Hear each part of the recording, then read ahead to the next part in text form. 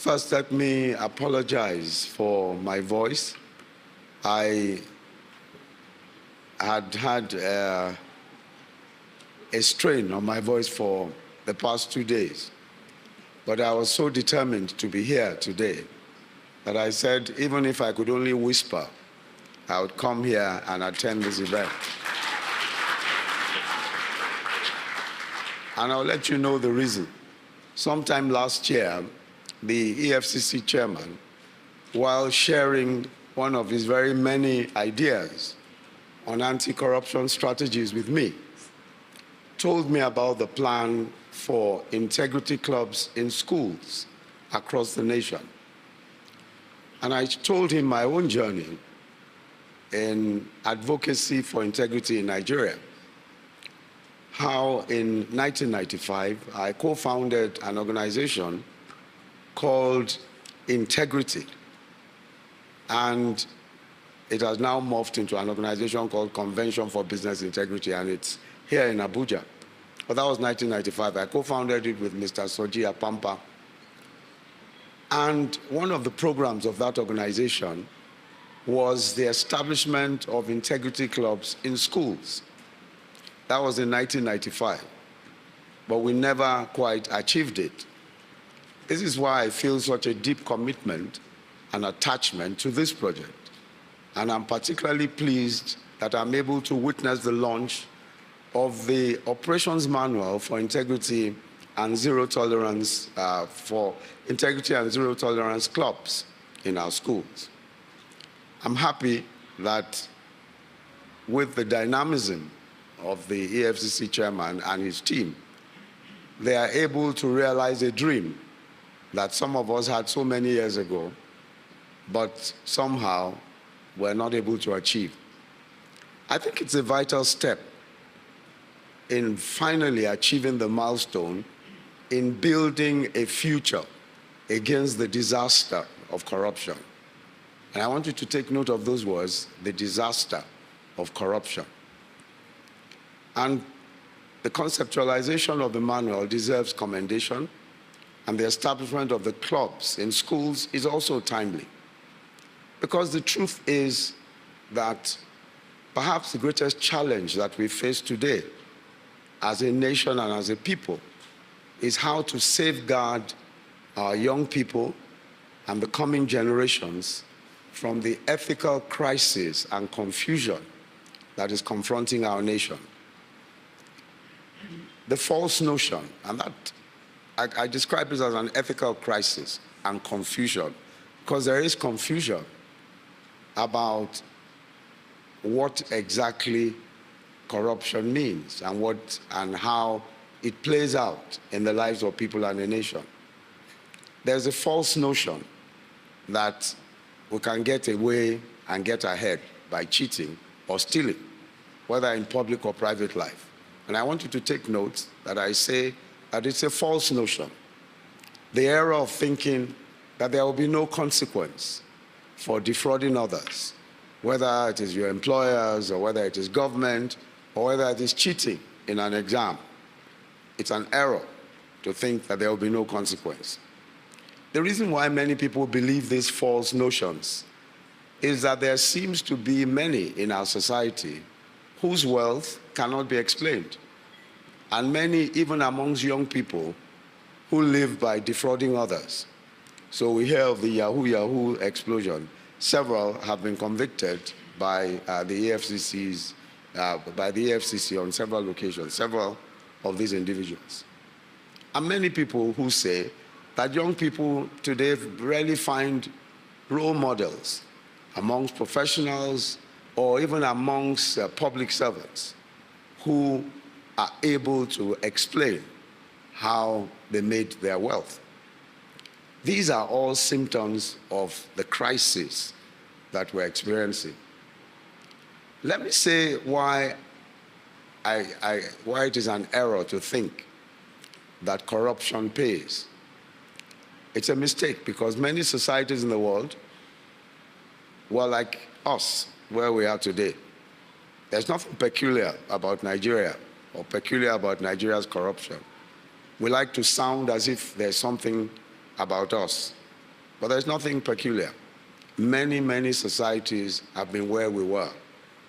They were extremely corrupt, cheating in examinations, public servants stealing resources, extorting from people. You want to get a passport, you have to go and hire a consultant. You want to get a driver's license, you must pay a bribe. All manner of things. Shop assistant working in a shop must steal the inventory of the shop owner. All of these things are not new. They are all they are all the features of a society that begins by believing that it is possible for individuals to enrich themselves by deceit, and then everything will be all right. But very soon, societies, they suddenly discover that it's not possible, that eventually the society will collapse, that eventually even those who have stolen the resources of society would have to be accountable, will have to be accountable for it. What these societies did was to take an all-of-society approach to fighting corruption and fighting dishonesty. And this is why this particular exercise, these integrity clubs, are very important. But I'll come to that in a moment. The other fact is that many who think, and in those societies, many people thought, we will get away with this corruption. They are often surprised that the long arm of the law, sometimes very, very slow, eventually will catch up with the criminal. There is no time bar or statute of limitation against the commission of a crime. A man who steals this year can be arrested in 10 years' time for his crimes. So when you steal, you cannot sleep with both eyes closed. Every knock at the door will get you worried. I remember a young lady in a university in the southwest of Nigeria. She was in year 5 of a medical degree program when it was discovered that she had used a false certificate for entering the university. The university had done an audit and discovered so many. But this particular lady was very pathetic because she had passed the exams all the way to year 5 when it was discovered that she had used a false certificate. The decision that had to be taken, of course, is that she had to begin afresh. She could no longer, despite the 5 years she had spent, it could not stand. Even if she had received a degree, if fundamentally the basis for that degree is wrong, that's the end of it. And one day, it will be discovered. Which is why I think that it is important for us to realize that integrity pays, and we must let young people, and all of you young people must understand that. The recognition that honesty, trustworthiness are crucial individual and collective attributes for successful people and communities is fundamental. Every corrupt act is not just a crime. It's a crime against society. It's not just something that helps an individual. It's a crime against society. And every one of us must realize that every time we permit somebody around us to commit a crime and get away with it, eventually it catches up with all of us as a society. I'll tell you a very quick story. I was a student in England in 1981. I'd left, and at that time, I was doing postgraduate work in the United Kingdom. And at that time, all you needed to do was, it was difficult. Let me just cut a long story short. Difficult to send your money abroad for your fees. You had to go through a long process, central bank, etc., etc. Anyway, in the university where I was, I couldn't pay my fees in a particular term because my fees had not come from Nigeria. It was taking a long time. So I went to a counselor in the university and asked what help I could get, because I had to defer the fees and all of that. And the counselor said, why don't I just go to the bank? I said, bank? How can I go to the bank? She said, yes, I should go to the bank and ask for a loan. I said, but I don't have any money. How can I go to, I don't have any collateral. How do I go to a bank? She said, no, I should go up there and ask. So I went to the bank, the NatWest Bank then in England. And as I went to this bank, I saw a lady across the counter. And I asked her, I explained my situation to her. I was expecting my check. This was the bank where I had an account. And I explained to her that I was expecting my check. I didn't know when. It could be up to 6 weeks or 7 weeks. I wasn't sure. She looked at the ledger, my ledger, saw that I had a little money, maybe about £100 or something. And she said, okay, how much do you need? I said, £600. And she went. I was still standing at the counter and brought the £600 with a note paper which I signed to say that when my check came, it will come to the bank. So I took away £600 across the counter. I did not sit down anywhere.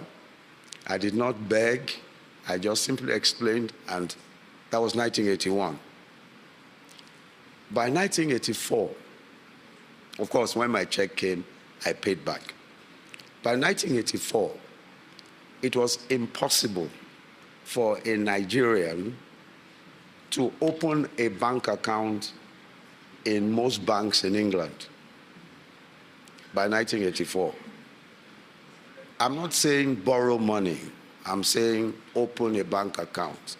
As soon as they see your green passport, say, no. Can't open a bank account here. Why?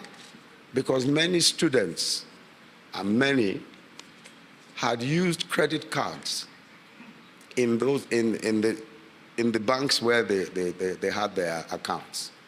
When they were going home, they would buy cars, buy fridges, buy all sorts of things with their credit cards and disappear, and they will never pay back. It was a Nigerian thing. Many people knew that was going on.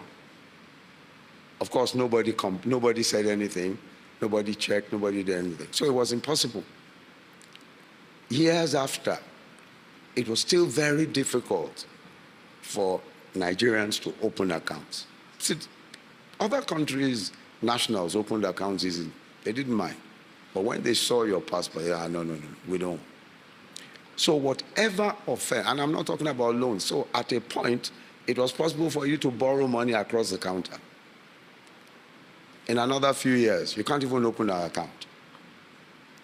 So whatever act of corruption a person does, whatever act of dishonesty, it always has an impact on the future for others, even in the present for other people. It's not just about yourself. Today, when you hear Yahoo, Yahoo, Yahoo, people say, there are people who even justify it. You read some people who just say, oh yes, it's because they don't have money. Oh, it's because they are poor. That's why they're Yahoo, Yahoo. No, that's not true. There are many, many poor people all over, young people all over the world, in different countries. The difference is consequence. If you know that you will be caught and dealt with, you will not do it. And you must also recognize that it destroys the reputation of your country.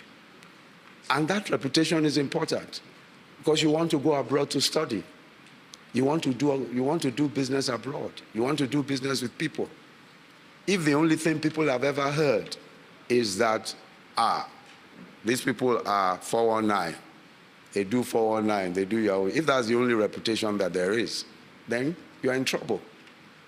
So I want to say to the young people here in particular, that you represent the army that must fight corruption, not because somebody has preached to you or because it seems like a nice thing to do, no. Because your future depends on it. The reputation of your country is all that you will have in the next few years. You want to do business, you want to, whatever you want to do. You want to go abroad, you want to, whatever. It is that reputation. And those who destroy the reputation of your country are not doing you good. They are doing you great evil. And you must ensure that you join the army to fight corruption, to fight dishonesty, because it simply is dangerous, not just for you, but for the entire society and for the future. Every public officer who steals robs the Nigerian society of funds for healthcare, for education, etc.